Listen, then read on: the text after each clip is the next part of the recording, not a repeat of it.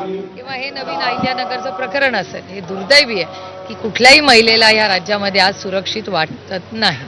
मेरा भाईंदरमध्ये साकार करत असाल तरच तुम्हाला घर देऊ असं म्हणत मराठी माणसाला घर नाही. त्याचं उत्तर तुम्ही महाराष्ट्राच्या माननीय मुख्यमंत्र्यांना भेटला ना 10 मिनिटापूर्वी, त्यांना विचारलं पाहिजे. ते राज्याचे मुख्यमंत्री आहेत आणि ह्या राज्यामध्ये सगळ्यांना न्याय हा समान असला पाहिजे. तुम्ही काय खाता, काय करता, याचा काय संबंध कुणाशी? दादर रेल्वे स्थानकाचं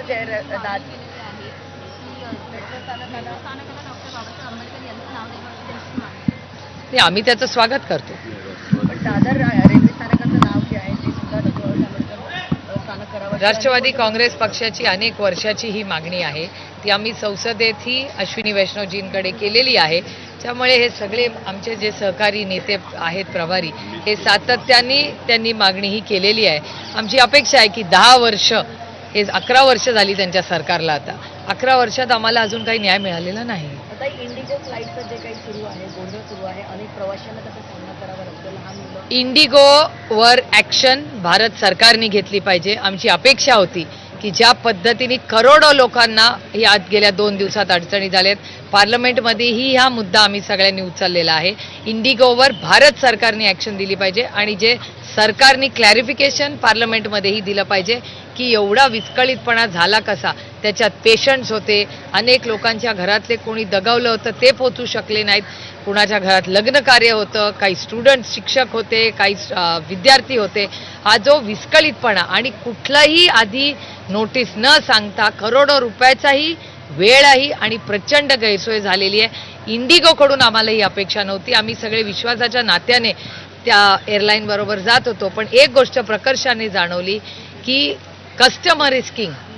त्याच्यामुळे भारत सरकारने आता अजून इंडिगोसारख्या 5 एअरलाईन्स केल्या पाहिजेत, ज्याच्यातून एकाकडे असा कुठलाही कंट्रोल राहता कामा नये की या देशातली प्रत्येक जो दौरा बाहेर जातोय त्याला अडचण झाली. करोडो रुपयाचं पण नुकसान झालं आणि करोडो लोकांचेही हाल झालेत, लहान मुलांपासून ज्येष्ठ नागरिकांपर्यंत. त्याच्यामुळे याची एक इन्क्वायरी लागली पाहिजे आणि आम्ही मागणी करतो पक्षाच्या वतीने की भारत सरकारने पार्लमेंटमध्ये आम्हाला ह्याच्यावर व्हाईट पेपर काढून एक स्टेटमेंट केलं पाहिजे की इंडिगोचं नक्की झालं काय आणि याला जबाबदार कोण आहे. अर्थातच हे सगळं म्हणून तर भारत सरकारने पहिलं तर स्टेटमेंट केलं पाहिजे. भारत सरकारचं स्टेटमेंट पण आलं नाही. पार्लमेंट चालू आहे, का नाही भारत सरकारने याच्यावर स्टेटमेंट केलंय? केवढी मोठी गोष्ट आहे. मैम एक बार हिंदी में जानना चाहेंगे, इंडिगो की जिस तरीके से इंडिगो का जो हुआ है इसका हम निषेध करते हैं. इस पे भारत सरकार ने पार्लियामेंट में ऑफिशियल स्टेटमेंट करना चाहिए. इसकी इंक्वायरी होनी चाहिए. जो बुजुर्ग है, बच्चे हैं, डॉक्टर्स है, किसी के यहाँ कोई फैमिली में गुजर गया है, किसी की शादी हुई, आप देख रहे 2 दिन से क्या हाल है. और जिस तरह से भारत सरकार से कोई भी स्टेटमेंट आज तक नहीं आया, पार्लियामेंट 2 दिन से चल रही है, एक स्टेटमेंट भारत सरकार से नहीं आया. तो मैं उम्मीद करती हूँ कि सोमवार को जो होगा डिस्कशन, उसके पहले भारत सरकार ने देश को और पार्लियामेंट को जवाब देना चाहिए कि इंडिगो का क्या हुआ. और ऐसा है कि अगर 4-5 एयरलाइंस होती तो इंडिगो का ये जो के कारण जो हाल हुआ है सबका, ये नहीं होता. So competition is good end customer is king. एक ऐसी एयरलाइन सबको जिस तरह से सबको बांध के रखा, ये किसी ही इकोनॉमी और देश के लिए और या बिजनेस के लिए ये अच्छा नहीं है.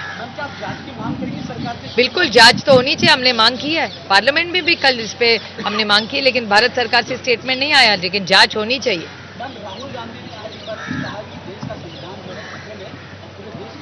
वो तो है ना, आपने देखा होगा ना, आप ही के चैनल ने दिखाया.